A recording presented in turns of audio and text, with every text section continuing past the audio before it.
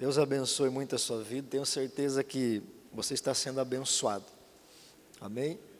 Glória a Deus. E a nossa obra no Senhor nunca é em vão. É isso que o apóstolo Paulo diz. Então, se você está aqui para aprender a palavra de Deus, pode ter certeza que isso vai fazer algo em teu favor, vai fazer algo em favor da tua família ou daquilo que você precisa. E ontem à noite eu estava falando com Deus e orando depois, quando nós estávamos em casa, e eu senti de falar um pouco para você nessa manhã sobre o amor de Deus. O amor de Deus é algo extraordinário e tem a ver com a adoração. E nós precisamos conhecer melhor o Deus que nós servimos, o Deus que você ama, o Deus que você deseja conhecer. Eu tenho certeza que você ama a Deus, né? Talvez o nosso amor não esteja ainda maduro, não esteja ainda, né, o amor como está no coração de Deus, mas o desejo do nosso coração é sincero em amar a Deus, senão você não estava aqui, não é verdade?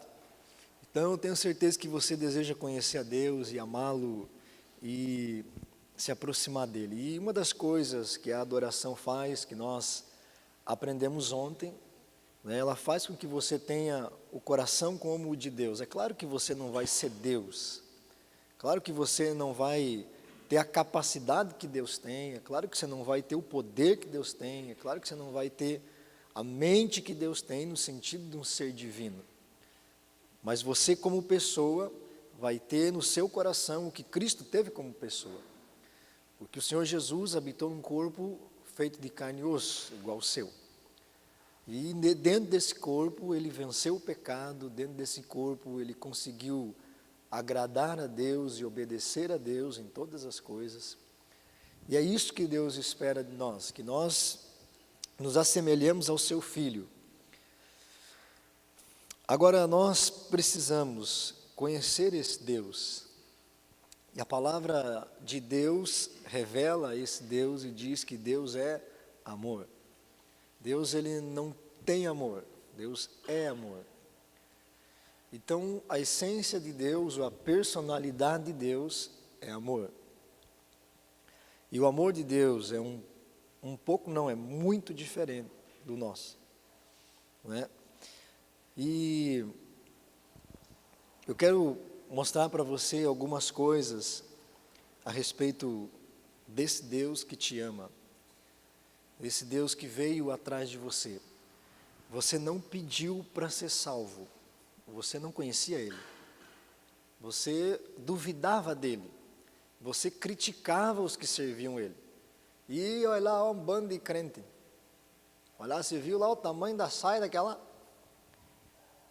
Ó, vai os crentes com as bíblias velhas embaixo do braço, e você lá na bodega enchendo o caneco. Você era inimigo de Deus, mas a Bíblia diz que nisso consiste o amor, não que você tenha amado a Ele, mas em que Ele te amou, e amou você quando você ainda era pecador. Então, Deus amou você quando você era inimigo dEle. Deus veio atrás de você, Deus colocou alguém no teu caminho, Deus colocou um pastor, Deus colocou uma pessoa, Deus colocou um familiar, Deus pôs uma ministração no rádio, Deus pôs um programa de televisão, de alguma maneira você foi alcançado. Então, eu quero dizer para você que é Deus quem ama você. Deus é que te ama, Ele quer algo com você. E esse Deus que quer algo com você, não é possível que Ele dificulte as coisas para que você não o conheça. Muito pelo contrário, Deus é o maior interessado em se revelar a você. Se tem alguém que tem desejo de um relacionamento, não é você, é Ele. Ele quer você perto dEle. Mas ao longo dos anos, nós fomos criando imagens de Deus, ideias sobre Deus no nosso coração, que nos fazem se relacionar com uma imagem dEle e não com a pessoa dEle. E assim como Deus, Ele não se relaciona com a imagem que eu apresento para o mundo, Ele se relaciona com aquilo que eu sou no meu coração. Da mesma maneira, nós não podemos se relacionar com a imagem de Deus. Eu quero dizer para você que vai haver juízo, vai haver condenação, vai haver pessoas que vão para o inferno, mas a imagem que nós carregamos de Deus é de um Deus perverso, um Deus mau, um Deus que não aceita que você peque, e se você cometer um erro, Ele vai te cobrar esse erro para o resto da vida. Quando nós lemos, por exemplo, o Antigo Testamento, a ideia que nós temos é de um Deus sanguinário, um Deus que manda matar criança, um Deus que manda matar todo mundo, um Deus perverso, um Deus mau. E as pessoas dizem, o Deus do Antigo Testamento é diferente do Deus do Novo Testamento. Mas não é diferente, é o mesmo Deus. Nós é que mudamos, nós é que não conseguimos compreender o que Deus faz. Mas Deus é justo, Deus é verdadeiro, Deus é amor. Agora, o amor de Deus é um amor justo, o amor de Deus não é um amor emocional, um amor humano. O amor dos homens depende do benefício que se recebe. Se você fizer benefício para mim, eu amo você. Se você não fizer benefícios para mim, você não me interessa. Isso não é amor, isso é coisas humanas. Deus amou você quando você não tinha nada para oferecer. Hoje você continua não tendo nada para oferecer, mas Ele ama você. Deus é amor no seu caráter, Ele não é incentivado a amar pelas atitudes que as pessoas tomam. Ele ama porque Ele é assim. Aleluia. Essa é a pessoa de Deus. Não é porque você faz alguma coisa boa que Ele ama você. E dependendo do que você faça ou deixe de fazer, Ele continua sendo amor. Ele continua te amando. Porque é assim que Ele é. E a única maneira de você conhecer a Deus de verdade é conhecendo Ele na pessoa de Jesus Cristo. E nós ensinamos isso no nosso seminário de idolatria. Se você quer conhecer a Deus, você precisa conhecer a pessoa de Jesus revelado nos Evangelhos. Deus é no céu o que Jesus Cristo foi na terra. Se isso não for verdade, o Evangelho não é verdadeiro. Porque se isso não for verdade, Jesus não era Deus. E se Ele não era Deus, não tem sentido nenhum a nossa fé. Um dos fundamentos mais essenciais da Bíblia e da teologia cristã é que Jesus Cristo é Deus. Quando Ele esteve na terra, Ele viveu 100% como homem. Mas Ele já existia antes. Ele já existia antes porque Ele é Deus. Então, o Pai é no céu exatamente como Jesus foi na terra. Colossenses 1,15 diz, Jesus é a imagem do Deus invisível. Ninguém jamais viu a Deus. João capítulo 1, verso 18 diz, ninguém jamais viu a Deus, mas o Filho dele o tornou conhecido. Felipe chega, Jesus diz, eu estou indo para o Pai. Felipe diz, mostra-nos o Pai e isso nos basta. Senhor, o fim da minha busca é conhecer o Pai, então me mostra Ele, porque é tudo que eu quero. E aí Jesus olha para ele e diz assim, cara, estou há tanto tempo com você e você não me conhece? Quem vê a mim, vê o Pai. Você quer ver Deus? Está aí nos 4 evangelhos na sua Bíblia. É por isso que nós vemos ensinando isso já há algum tempo. Deus está muito perto de nós. O problema é que nós vivemos nas sombras, nas fantasias. Nós estamos caçando Deus e procurando Deus nas nuvens. Então, Deus revela o seu caráter na pessoa de Jesus Cristo. Então, o que é que Deus ama e o que é que Deus não gosta? O que que Deus gosta de fazer, o que que Deus não gosta de fazer, o que que Deus pensa, o que que Deus não pensa? A pessoa de Cristo revela isso. Então, na pessoa de Jesus que você vai conhecer Deus. Então, como que Jesus tratava as pessoas? É como Deus trata as pessoas. O que que Jesus não gostava é o que Deus não gosta. Cada gesto, cada atitude, cada palavra, cada pensamento de Jesus revela a personalidade de Deus. Hebreus capítulo 1, versículo 3 diz assim, o Filho é a expressão exata do ser de Deus. Deus é no céu, exatamente como Cristo foi na terra. Então o Deus verdadeiro, o nosso Deus, o Pai de Jesus Cristo, Ele está acessível a nós que estamos em Cristo Jesus. Basta que você conheça a Cristo e você conhecerá o caráter do teu Deus. Agora, será que o Deus que você serve é parecido com Jesus? E o que nós observamos é que as pessoas se relacionam com uma imagem de Deus, não com a pessoa de Deus. Porque, por exemplo, quando você comete um erro, quando você peca, e você vai para diante de Deus e você confessa aquilo, você pede perdão. Na mente de Deus, isso não existe mais. O que você fez deixou de existir. Isso só existe na sua mente. Então você fica se condenando e se martirizando por uma coisa que Deus já não liga mais, mas você continua ligando. Porque você quer ajudar Deus a te perdoar. Porque você não acredita no perdão dele. Você acha que é muita sacanagem você não se martirizar pelos teus pecados. Mas essa é uma doutrina católica. Você paga pelos teus pecados.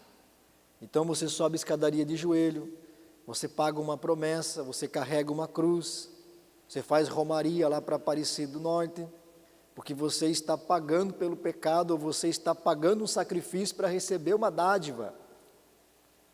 Mas Jesus Cristo pagou pelos teus pecados. Se Ele pagou pelos teus pecados, por que é que você está tendo que pagar de novo? Porque você não crê no que Ele fez. Então nós temos a mentalidade muito religiosa, porque não conhecemos a Deus. Não conhecemos o caráter desse Deus. Nós queremos ajudar Ele a nos purificar, queremos ajudar Ele a nos perdoar, mas Ele já te perdoou de uma vez por todas. Basta você crer, basta você não aceitar a acusação, a condenação sobre a tua vida.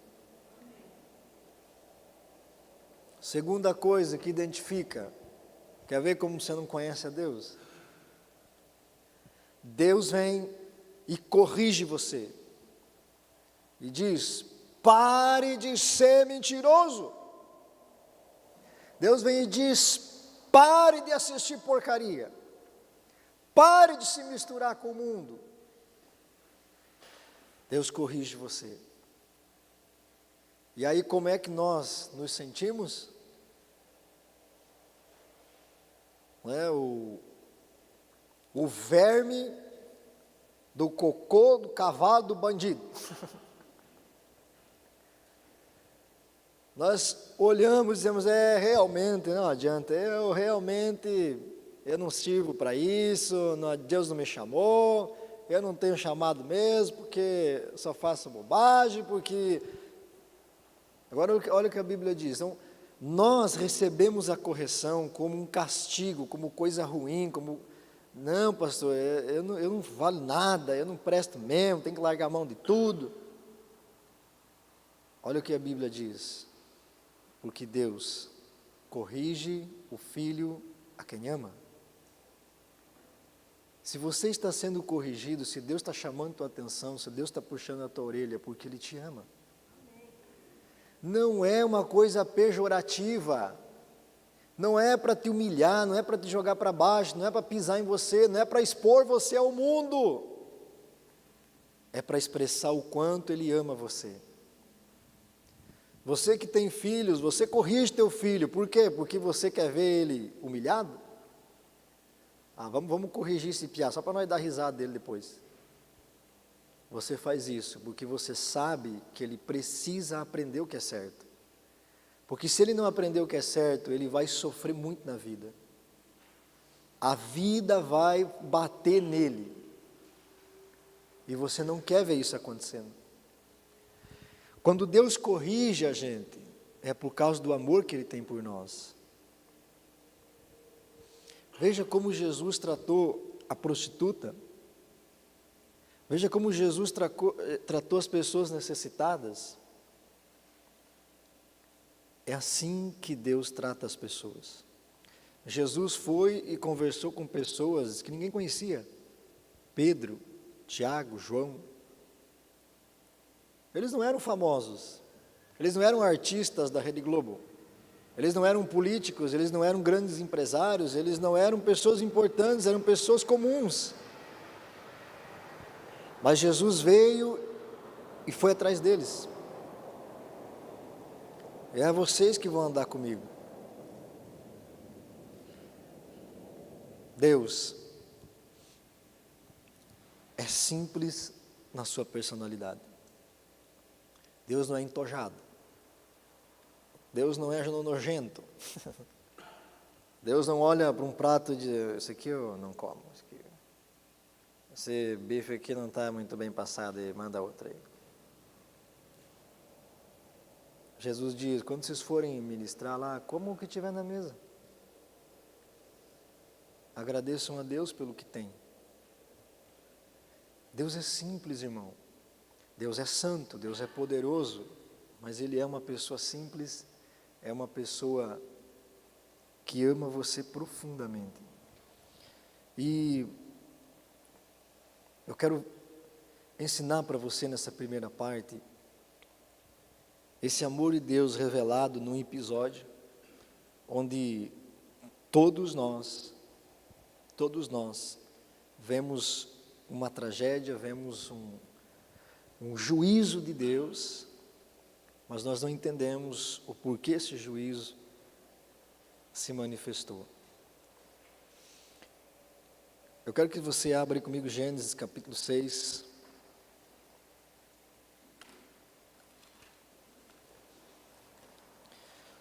Gênesis é fácil, né? Gênesis capítulo 6, versículos 5 a 8.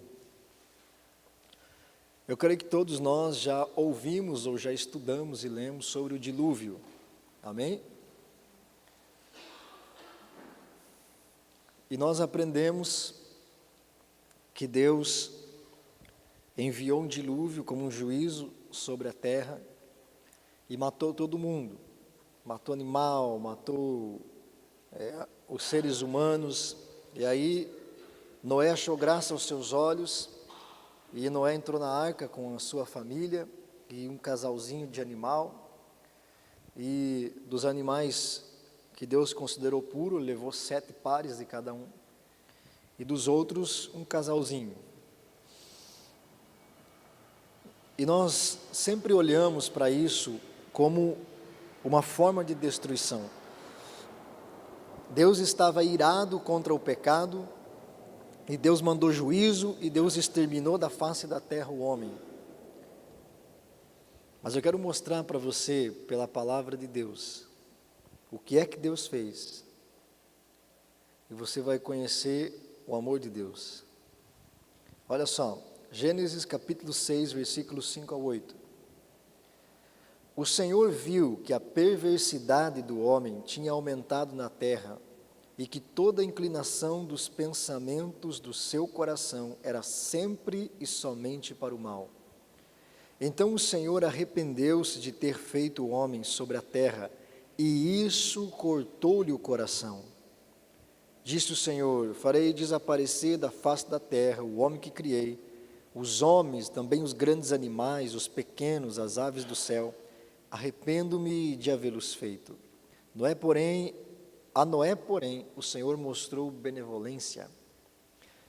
Olha só, Deus olha para o coração do ser humano e Deus vê que todo o desejo dele, todas as intenções dele, toda a inclinação do coração do homem era sempre mal, cada vez mais mal.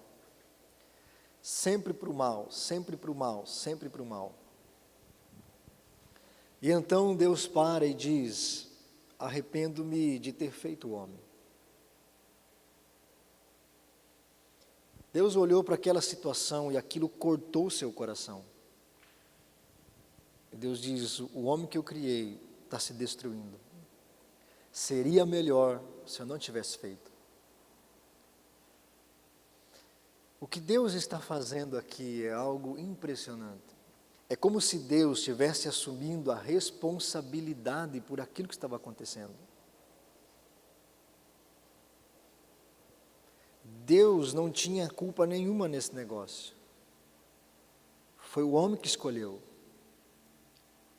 Mas é como se Deus estivesse assumindo a culpa e dizendo, seria melhor eu não ter feito, do que fazer o homem ver ele nessa situação. Todo o seu coração é mau, todo o seu desejo é perverso, tudo que ele pensa é ruim. E então Deus diz, eu vou enviar dilúvio. Eu vou fazer vir águas sobre a terra e o homem vai ser morto. E é isso que Deus faz. Deus pega, chama Noé. Deus olha para Noé e diz, esse cara aí ainda tem esperança para ele. Ele tem um coração diferente no meio dessa geração. Então Deus vem, fala com Noé e diz, prepara uma arca, prepara um grande barco, deu as medidas, disse como fazer, ensinou a Noé como é que ele tinha que fazer, e Noé foi construindo. E quando ele estava pronto, Noé entrou, e toda a sua família, e então Deus envia o dilúvio. Começa a cair água do céu de uma maneira muito forte, e a fonte dos abismos rompeu, diz a Bíblia. Então veio água de cima e veio água de baixo. E a terra foi inundada e o homem que vivia na terra foi morto. E todos nós aprendemos, até o dia de hoje, que todas essas pessoas que morreram no dilúvio foram para o inferno. Sim ou não? Quem aprendeu assim? Quem acredita assim? 2 pessoas, os outros não acreditam, nunca leram.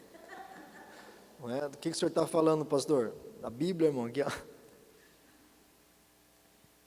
Todos nós acreditamos e aprendemos que eles foram para o inferno. Óbvio, veio o juízo de Deus sobre eles. Mas eu quero mostrar para você que esse povo que foi condenado no dilúvio não foi para o inferno. Que é isso, pastor? Não foi. 1 Pedro, capítulo 3. Primeira carta de Pedro, capítulo 3. 1 Pedro é antes de 2 Pedro. Agora ajudou, né, Marcão? 1 Pedro, capítulo 3.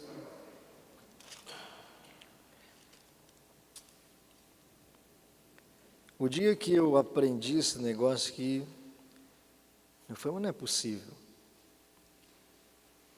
Isso não é verdade.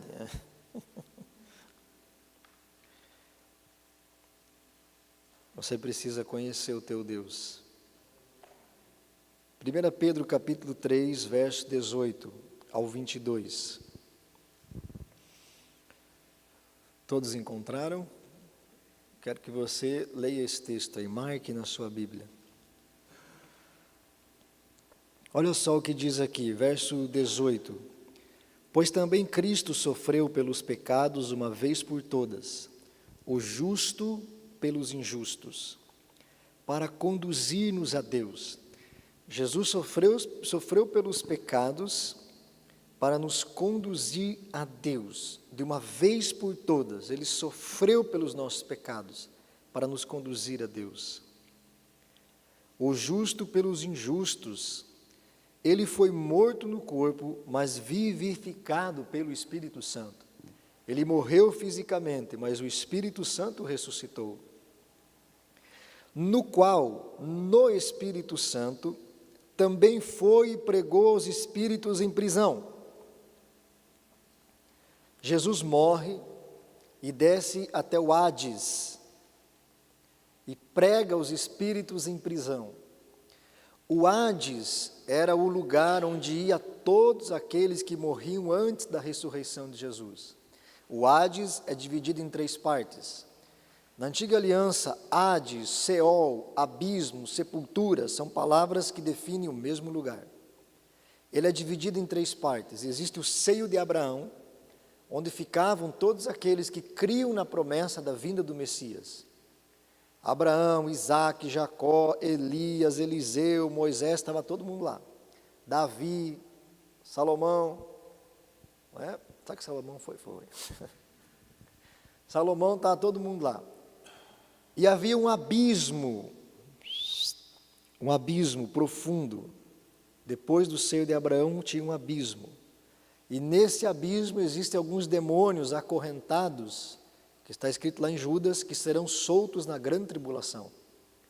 E do outro lado do abismo existe o lugar de tormento, que é onde ficavam as pessoas que morriam condenadas ao inferno, condenadas eternamente. Então, o Hades era o lugar, seio de Abraão, abismo e lugar de tormento. Em Lucas capítulo 16, Jesus fala sobre o rico e Lázaro. E ele diz, o Lázaro morreu e foi levado ao seio de Abraão. O rico morreu e foi levado ao lugar de tormento. E aí o rico dizia lá, e manda Lázaro vir aqui, molhar o dedo na água e pôr na minha boca, porque eu estou com muita sede. Aí Abraão disse assim, não dá para passar daqui para ir, porque existe um abismo entre nós. Esse é o Hades. Então, o que ele está dizendo é que quando Jesus morreu, ele foi levado pelo Espírito Santo ao Hades. E ele pregou aos espíritos em prisão. Por que espíritos em prisão? Porque eles estavam presos naquele lugar, aguardando a chegada de Jesus. Ninguém pôde entrar no céu antes da ressurreição de Jesus. Nem Enoque, nem Elias foram para o céu, eles foram para o seio de Abraão. Muita gente já pregou e já disse, Deus inaugurou o céu com um ladrão. Não, o ladrão que morreu na cruz foi para o seio de Abraão, que também é chamado de paraíso. Porque o céu não é chamado de paraíso, o céu é chamado de céu. O ladrão na cruz foi com Jesus para o seio de Abraão. Ninguém entrou no céu antes da ressurreição de Jesus. E nós precisávamos de mais tempo para mostrar isso na Bíblia. Se Jesus não ressuscita, que é isso, pastor? Se Jesus não ressuscita, a história acabava ali. É por isso que Apocalipse capítulo 5, Deus tem um livro selado nas suas mãos com 7 selos. Ninguém sabia o que estava escrito lá. João olhou e disse, não tem ninguém digno, nem no céu, nem na terra, nem no Hades, de abrir o selo desse livro. Mas de repente aparece um cordeiro, que parecia ter estado morto, mas está vivo. E ele pega o livro e abre o selo. A história da humanidade estava nas mãos de Deus. Se Jesus vencesse o pecado e ressuscitasse, a história continuava. Se ele não vencesse o pecado, a história terminava. Deus arriscou a vida do seu filho literalmente. Deus não estava de brincadeira. Qual que era a graça? Eu sou Deus, vou mandar Jesus, ele vai morrer, mas depois eu levanto ele. Isso não é preço pelo pecado. Preço pelo pecado é quando você arrisca a vida do teu filho, de verdade. Morte para Deus é separação, não é fim da existência. Adão morreu espiritualmente, separado de Deus, mas não deixou de existir. Deus amou o mundo de tal maneira que deu o seu Filho. Deus deu Jesus ao mundo.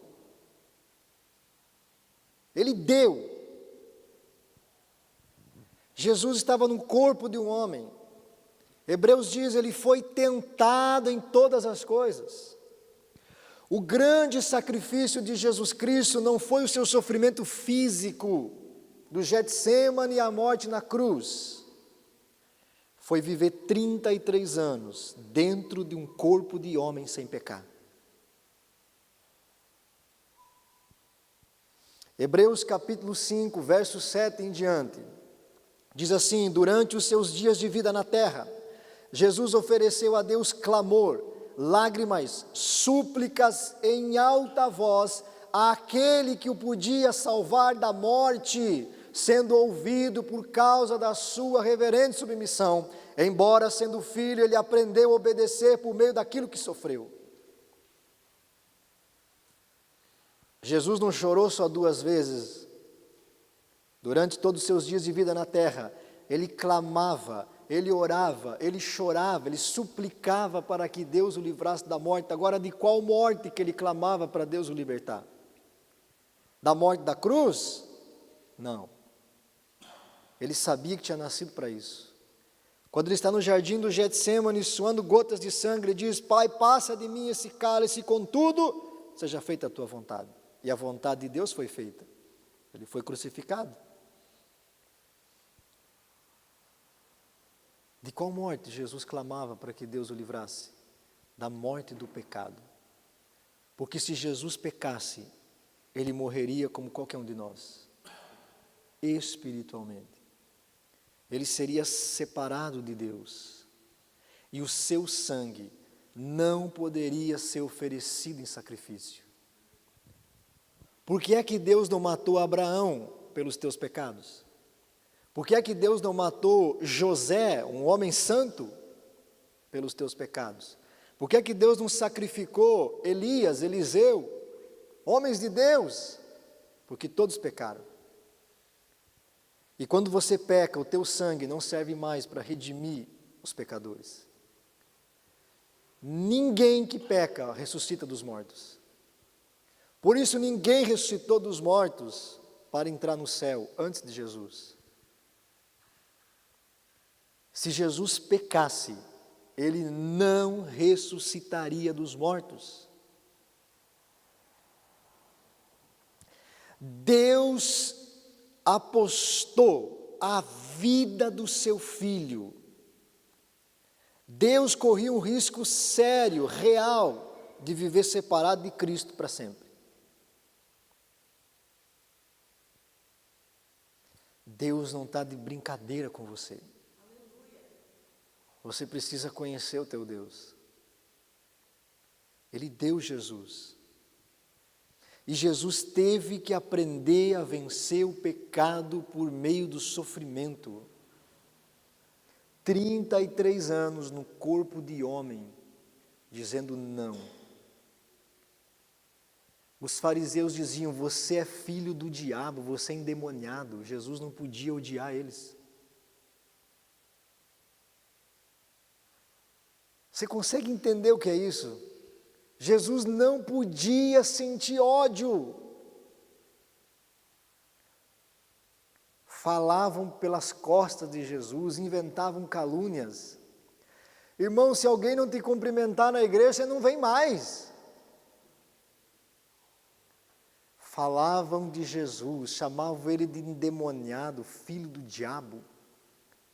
Falavam: você é falso profeta, você cura enfermos pelo Satanás. Rejeitado, cuspido, ameaçado de morte todo o tempo, desprezado, humilhado, e ele não podia odiar ninguém. Ele não podia odiar, porque se ele pecasse, todos nós pereceríamos para sempre. Não haveria ressurreição dos mortos, não haveria vida eterna.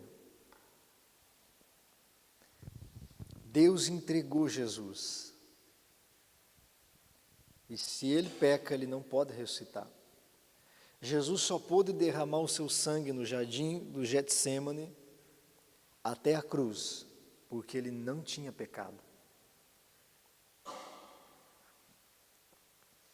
E os textos bíblicos são inúmeros que mostram isso.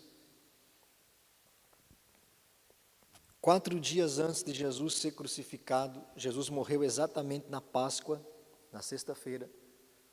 4 dias antes, ele entra em Jerusalém. Quando você vai ver Êxodo capítulo 12, 4 dias antes de Deus tirar o povo do Egito, Deus diz para eles: separem um cordeiro, macho sem defeito, e tragam para junto de vocês. No 14º dia, vocês vão celebrar a Páscoa, vocês vão matar esse cordeiro e comer sua carne. Então, 4 dias antes da Páscoa, eles traziam o cordeiro para conviver dentro da casa deles. E era assim que os judeus faziam. O cordeiro ficava junto com eles. No 14º dia eles sacrificavam o cordeiro, que era a Páscoa. No sábado começavam os pães sem fermento. O povo no Egito mata o cordeiro, come a carne e sai depressa do Egito, levando o pão sem fermento.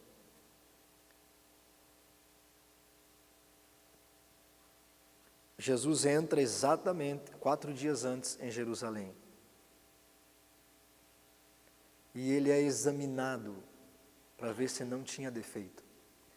Porque o cordeiro vinha para dentro da casa do judeu para que ele pudesse observar durante 4 dias se ele não tinha nenhum tipo de defeito.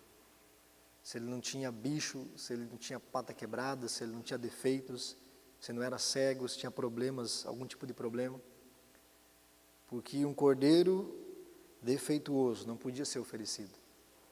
Isso é um símbolo claro do Cordeiro de Deus que não podia ter pecado. Então Jesus entra 4 dias antes em Jerusalém e começa a ser examinado pelos romanos. Eu não vejo nele pecado. Do que estão acusando esse homem? Chega ao ponto de um deles dizer, eu lavo as minhas mãos. O sangue desse homem não está sobre mim, porque eu não vejo nele pecado. Jesus foi examinado, não houve acusação sobre ele. E como um cordeiro mudo, na sexta-feira, ele morre. Todos os fatos bíblicos têm uma coerência extraordinária. As festas bíblicas, o calendário das coisas. Jesus Cristo teve que ser examinado, porque se ele tivesse pecado, ele não poderia ser aceito em sacrifício. O seu sangue não teria valor. Por isso Deus não pôde matar ninguém pelos teus pecados, porque todos pecaram. O sangue deles já estava contaminado com o veneno da serpente, que é o pecado. Jesus Cristo viveu uma vida de clamor e de busca a Deus intensa para vencer o pecado, para não errar, para não transgredir. Então, se Jesus peca, a história acabava. Por isso é que Deus tinha um rolo selado nas suas mãos. E somente quando Jesus ressuscita é que este livro é aberto. E Apocalipse capítulo 5 narra o dia que Jesus Cristo chega no céu, depois da sua ascensão. Em Atos capítulo 1, verso 10 e 11, Jesus é buscado por uma nuvem e começa a subir à vista dos discípulos. Quando ele está chegando no céu, se cumpre o Salmo 24, que diz: quem subirá ao monte santo do Senhor? Aquele que tem mãos limpas e coração puro, aquele que não serve aos ídolos de metal. Abram-se, ó portais eternos, para que entre o Rei da Glória. Quem é o Rei da Glória? O Senhor dos exércitos é o Rei da Glória. E então ele passa pelos portais eternos e chega diante do trono de Deus. Isso está narrado em Apocalipse capítulo 5. João está chorando e dizendo: ninguém é achado digno de abrir esse livro. E se esse livro não abrir, o que é que será de nós? Todo mundo vai perecer. Então ele vê um cordeiro chegando diante do trono, que parecia ter estado morto, mas estava vivo.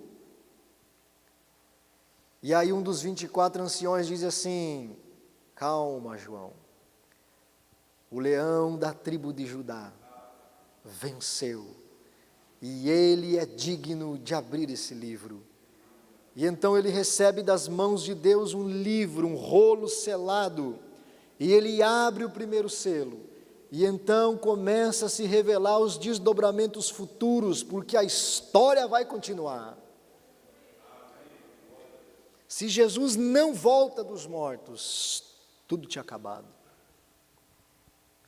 Deus ama você. Deus, de fato, de verdade, em realidade, arriscou a vida do seu filho.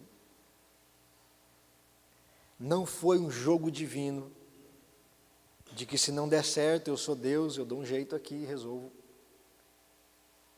Deus não é assim. Jesus teve que vencer o pecado.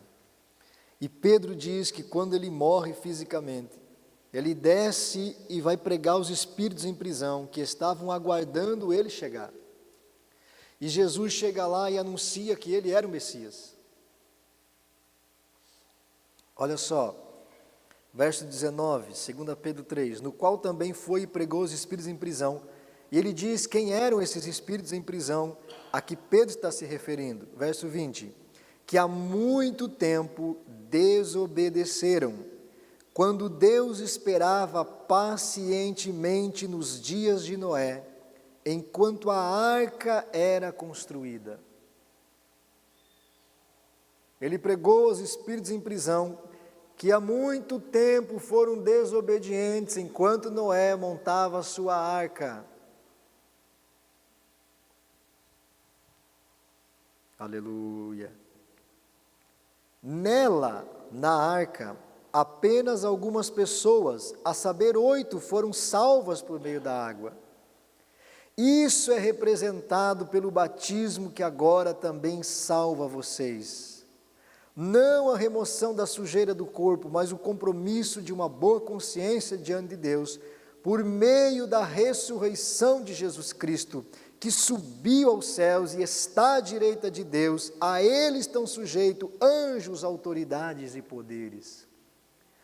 O apóstolo Pedro está dizendo que ele vai e prega os espíritos em prisão, que foram os desobedientes no dia do dilúvio. E ele diz, naquela ocasião, somente 8 foram salvos, Noé e sua família. Então Noé e sua família já estavam salvos, eles não precisavam que fosse pregado para eles. E ele diz que o dilúvio é um tipo do batismo nas águas que agora nos salva. Noé e a sua família não foram batizados, eles escaparam do dilúvio.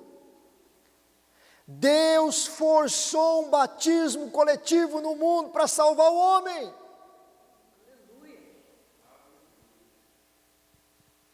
Quantos estão aí? Deus não odeia o ser humano. Você precisa conhecer o teu Deus. Deus viu o coração do homem e aquilo lhe cortou. Aquilo lhe entristeceu.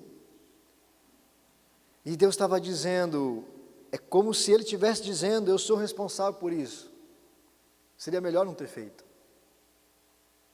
Então Deus prepara um batismo e faz todo mundo mergulhar nele. E por que Noé não foi morto? Porque Noé era um homem justo, de fato Noé era um homem bom. Agora veja como não adiantou. Não foi porque Noé era justo, era homem perfeito que Deus poupou ele. Porque todo mundo que não prestava morreu. Aí fica Noé e a sua família. Aí o pecado acabou?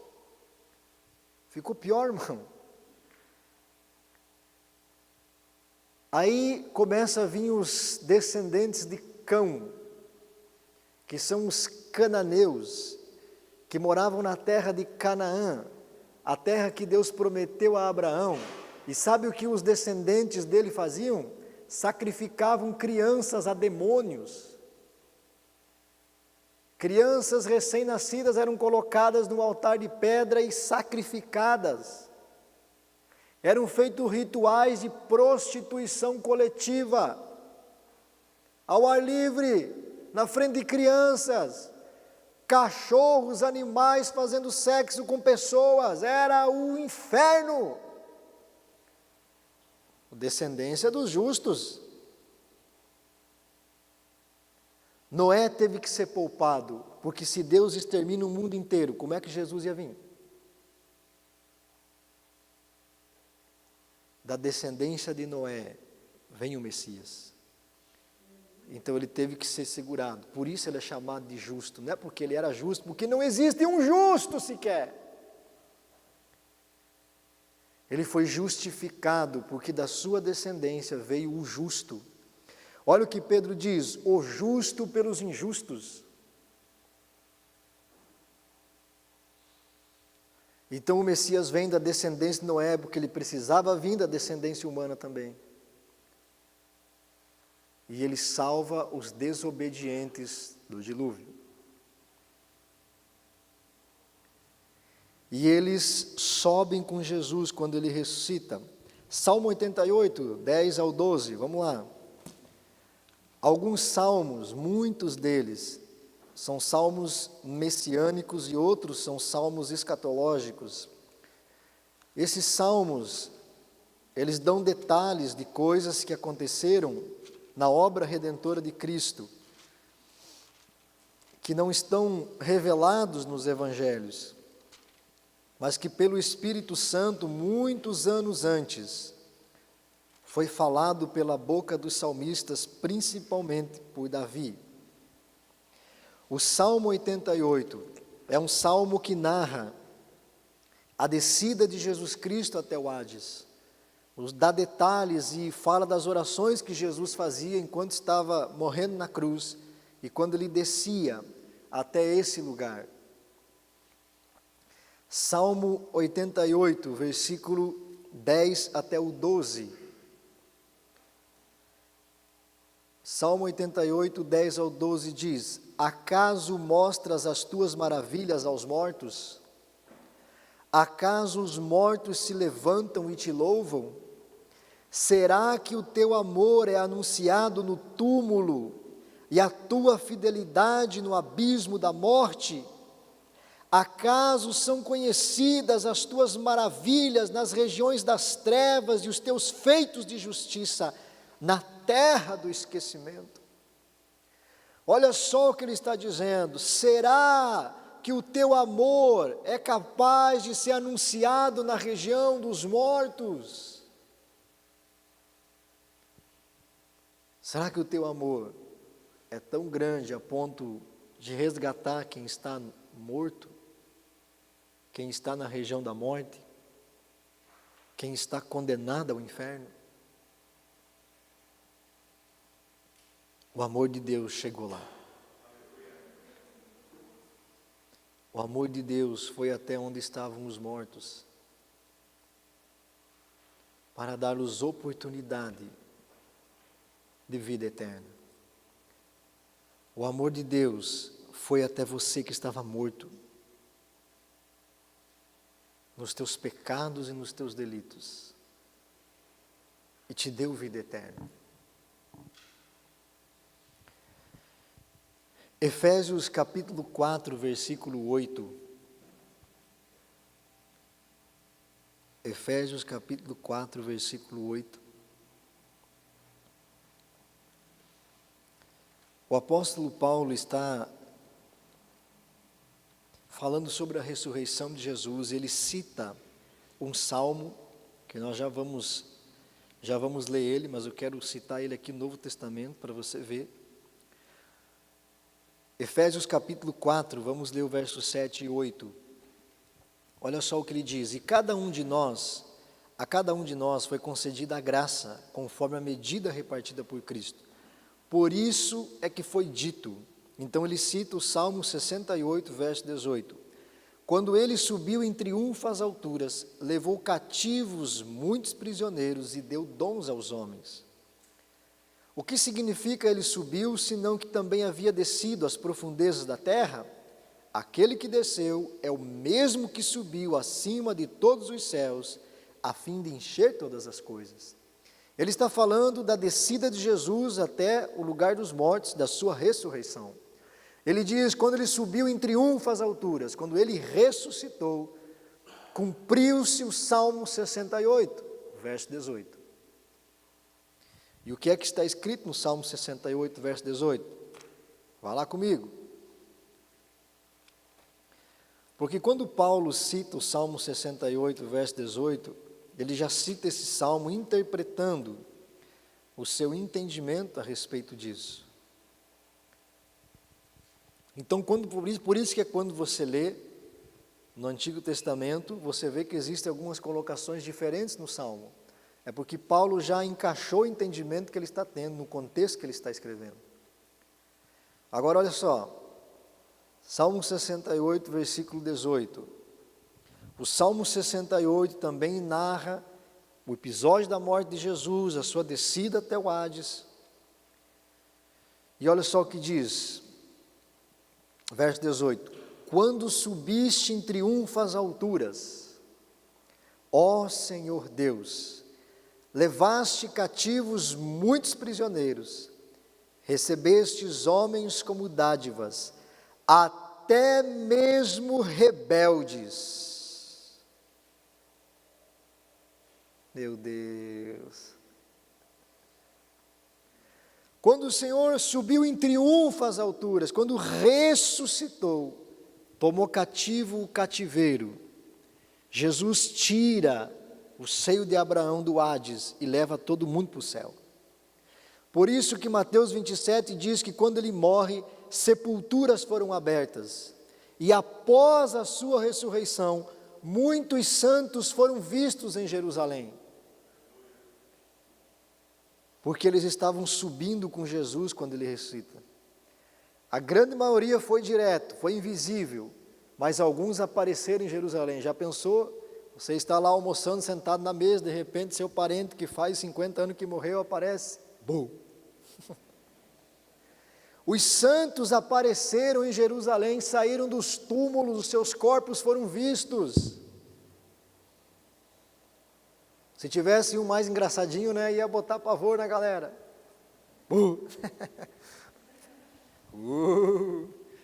E sai todo mundo correndo. Ele diz, quando você subiu em triunfo às alturas, quando você ressuscitou, levou cativo o cativeiro, subiu com todo mundo para o céu, recebeste homens como dádivas, até mesmo os rebeldes, até mesmo os desobedientes nos dias do dilúvio. Deus promoveu um batismo para poder salvar aquela gente. Deus ama você. Deus ama o ser humano. E Deus faz de tudo para poder salvar você, para poder salvar a tua família, para poder ajudar você, para poder socorrer você. Mas nós precisamos mudar o nosso entendimento. Nós precisamos começar a confiar nesse Deus de todo o nosso coração. Enquanto você não conhecer a Deus de verdade, você continua duvidando dEle. Você continua questionando a Ele.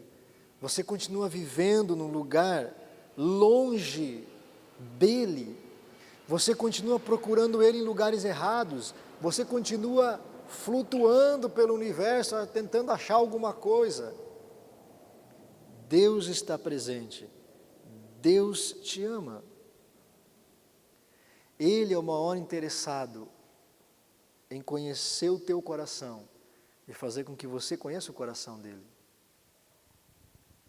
Então, muitas coisas que nós lemos na Bíblia, nós já entendemos como destruição, como desgraça, como tragédia.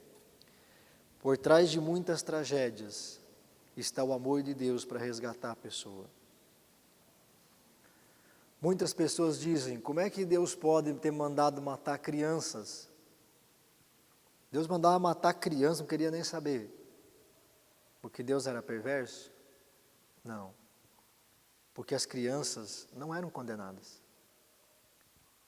Uma criança, quando morre antes da sua consciência de pecado, ela não vai para o inferno. Você sabia disso? Por que Deus mandava matar? Para dar tempo de salvar. Porque se crescesse e virasse adulto no meio daquela geração perversa, que sacrificava a criança a demônio, que fazia pacto de sangue com o diabo, como é que ia salvar? Por isso Deus diz para o povo de Israel, quando vocês entrarem na terra prometida, mata todo mundo, não deixa ninguém vivo. Porque quem sabe, quando Jesus descesse lá, haveria uma chance. Porque se continuassem fazendo o que faziam, ia chegar uma hora que não tinha mais o que fazer. Você não conhece o teu Deus. Deus ama as pessoas.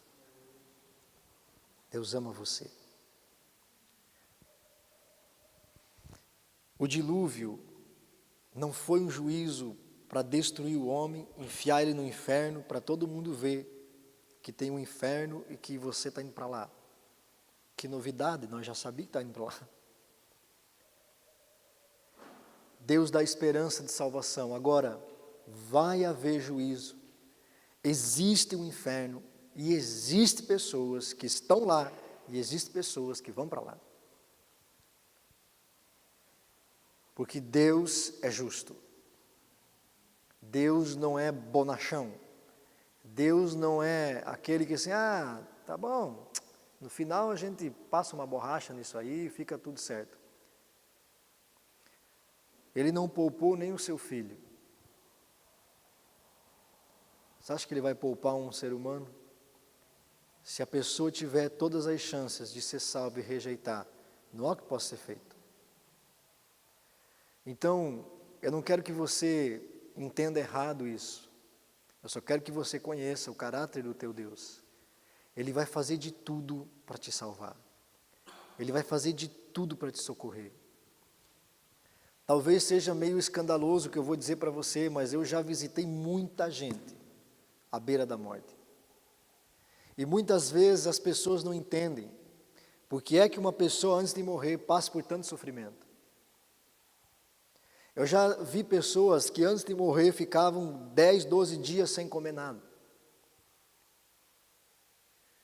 E num belo dia, você vai lá, visita a pessoa, ministra Jesus, ela morre. E as pessoas questionam por que é que Deus não levou antes. Porque certamente, se morresse antes, ia para o inferno. Eu não estou dizendo que são todos os casos, mas muitos casos é assim. Eu atendi um homem muito conhecido na nossa cidade, acompanhamos ele durante 6 meses com câncer. E das últimas vezes que nós conversamos com ele, ele carregava no seu coração uma falta de perdão. Ele não perdoava uma pessoa por aquilo que ela fez. E aquilo estava dentro do coração dele já há muito tempo. E quando nós fomos acompanhando e ministrando, e Deus foi alongando o prazo de vida, o médico tinha dado 1 semana de vida, ele durou mais 6 meses. E quando foi um dia, eu estava orando lá em casa, e Deus falou comigo, vai e fale para ele, se ele está pronto. E fale para ele o seguinte, nós vamos fazer essa oração. Se chegou a sua hora, Deus vai te recolher, senão Deus vai te curar e você nunca mais vai ter isso. Topa fazer essa oração? Mas eu não sabia que ele estava internado no hospital, né? Ele estava bem. E ele foi internado uns 2 dias antes, e nós fomos lá visitar ele. Foi eu, o pastor Emerson, e eu falei isso com ele. Falei, olha, quero fazer uma oração com você. E perguntei para ele, se você partir hoje, você tem certeza que você vai para o céu? Ele disse, pastor, se eu morrer hoje, eu tenho certeza que eu vou para o céu. Eu perguntei, por quê? Porque eu perdoei quem tinha que perdoar. Eu não tenho mais nada contra ninguém. Eu falei, então nós vamos fazer essa oração. Ou você é curado completamente e sai daqui, ou chegou a tua hora, Deus vai te recolher. Você está pronto?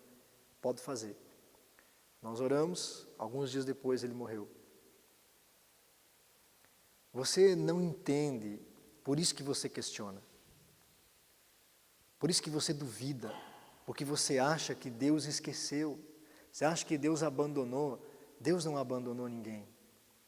E você questiona por que é que as coisas não funcionam. Deus sabe por quê.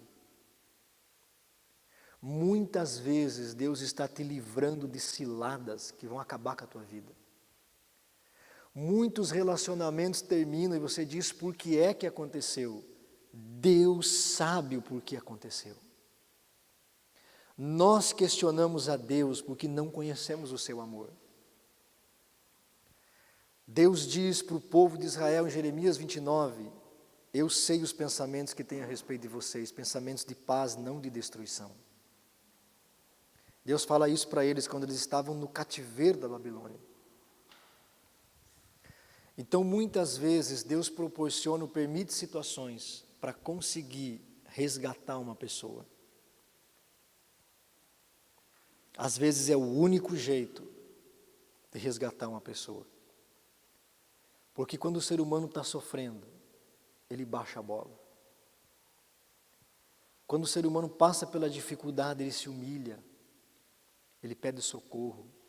Ele diz, eu preciso de ajuda. O coração do homem é como um ferro. E ferro só amolece no fogo. Bota ele no fogo e deixa um pouquinho, ele já vira uma margarina. Muitas vezes Deus tem que lidar com o homem desse jeito. Tem que mandar fogo para amolecer o seu coração. Mas se você amolecer o seu coração para Deus, não precisa mandar fogo. Deus ama você. Deus é amor. E é esse Deus que você tem que adorar. Porque Ele merece que você adore a Ele. Amém?